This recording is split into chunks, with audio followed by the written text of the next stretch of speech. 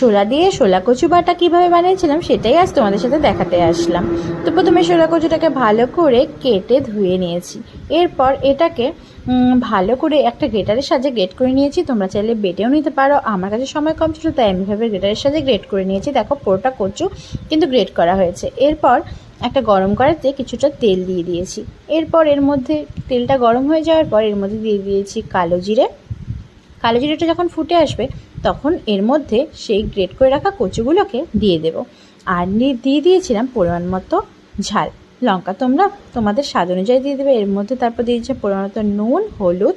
তারপর এটাকে ততক্ষণ পর্যন্ত ভাজতে হবে যতক্ষণ না এটা ভালো মতন ভাজা হচ্ছে। আর আমি আগে থেকেই ছোলা কিন্তু সেদ্ধ করে রেখেছিলাম, তোমরা চাইলে এটা স্কিপ করতে পারো, আমি খুব ভালোবাসি তাই দিয়েছিলাম।